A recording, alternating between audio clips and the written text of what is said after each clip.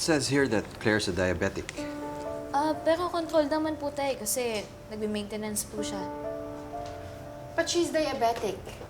Mas mataas yung chance niya na magka-stroke siya. That's why she needs to be operated as soon as possible. Pero Zoe, dahil nga diabetic siya, mas risky na operan siya kaagad. Plus, wala naman siyang unstable neurological symptoms. Through meds and rehab, pwede siyang gumaling. Pwede ma-absorb ng CSF ng brain niya yung bleeding. And pwede siyang mag-recover through rehab. At kailangan natin malaman kung ano ba yung underlying cause ng bleeding niya bago natin siya operahan. Pero she doesn't have the time. Lalo na pag lumala yung bleeding niya. That's why she needs to be operated as soon as possible. Diba, Dad?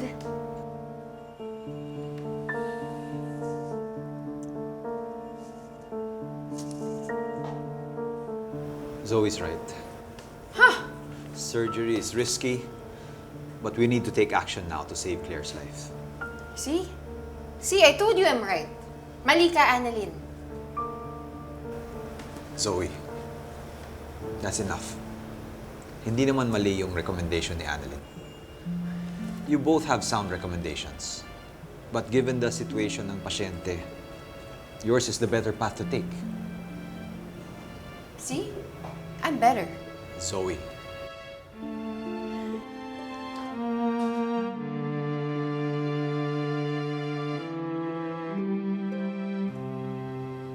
Okay ka lang, anak? Opo, tay. Kung ano naman po yung tingin yung mas makakabuti sa pasyente, yung po yung susundin natin.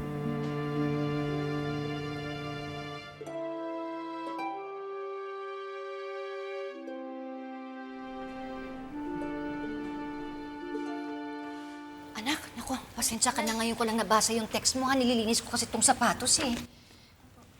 Okay ka lang ba? Oh. Ba't ganyan ang itsura mo? Masama ba loob mo kasi mas pinanigan ni RJ si Zoe? Ay, hindi po, Nay. Wala lang po sa akin yun na pinanigan po ni tatay si Zoe. Yung iniisip ko po ngayon, yung case po ni Miss Claire, parang may mali po kasi, parang may hindi nag-a-add up. Doon po ako nag-aalala. Anak, magaling ka. Kaya kung ano man yung nakikita mong hindi nagtutugma, sigurado ako makikita at makikita mo yun. Sana nga po, Nay. Bait pa naman po ni Miss Claire, kaya nga po gusto ko siyang bigyan ng best care dito sa Apex eh. At alam niyo po ba, ex pala siya ni Totoy. Ang galing. Talaga? Ex ni RJ yung pasyente niyo ni Zoe? At pasyente din po siya ni tatay. May something sila. Mga malisyoso kayo! Ay! May spark! Yes. Nag-uusap sila in Bisaya, sila lang nagkakaintindihan. Tapos ang dating, parang sila lang yung tao doon.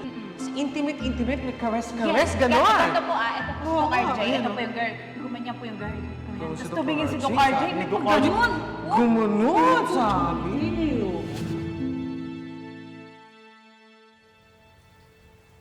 Ano kayang ginagawa ng ex ni RJ dito sa Apex? Ang dami namang ospital. Dito pa talaga siya nagpunta? Pinuntahan niya kaya ang tatay mo dahil gusto talaga niya magpagamot? Hindi ko alam na eh, baka nagkataon lang. Teka, Nay. Ba't ka po nagtatanong? Ay, wala. Napapaisip lang ako kung bakit siya nagpunta dito. Ay, sige anak, naku, kailangan ko nang umalis kasi yung sapatos, kailangan ko pa ibalik dun sa babaeng natapunan ko ng pagkain. Naku, mabuti na lang talaga anak. Hindi siya nagalit sa akin. Napakabait ng babaeng yun. At saka, alam mo ba, pasyente din siya ng tatay mo. O sige ha, babalik ko muna to ha. Sige po, Nay. Diyan ka muna. Sige po, Nay.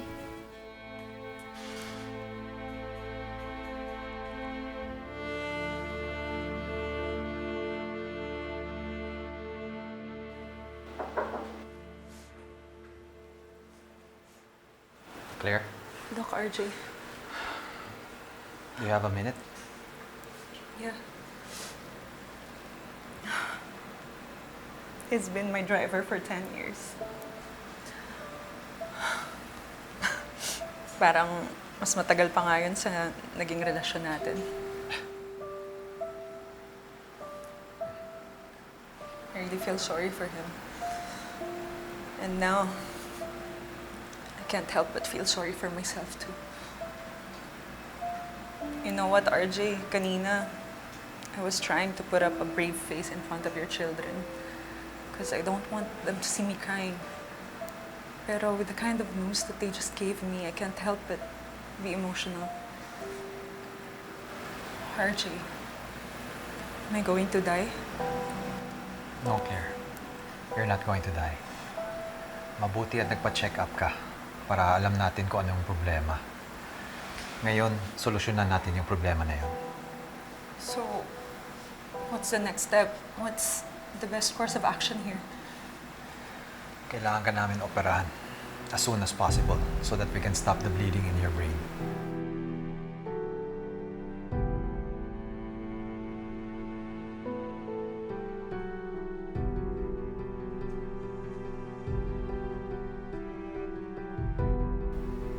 Operahan? Operahan ako? Ibig sabihin ba nun, kakalbuhin ako tapos bibiyakin nila yung ulo ko?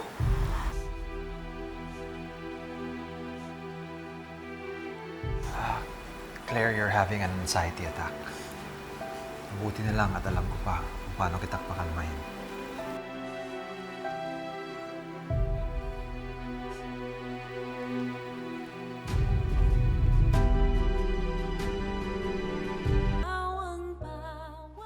Damn that Robert!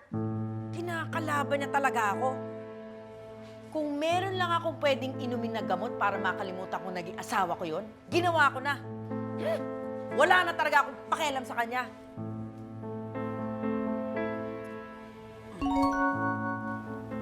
Ay, oo. Naku, madam, may hot news from the ER. Kaya lang, tungkol kay Doc RJ, di ba wala na nga kayong pakialam? Di bali, aangkinin ko na lang to. Teka, anong tungkol kay Doc RJ?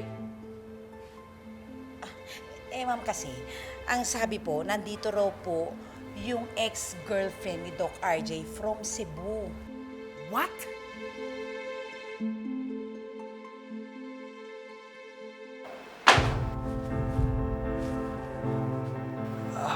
Lynette, Pasensya na. Na-istorbo ko yata kayo. Gusto ko lang ibigay yung sapatos ni ma'am. Lynette? Lynette, the mother of Dr. Santos.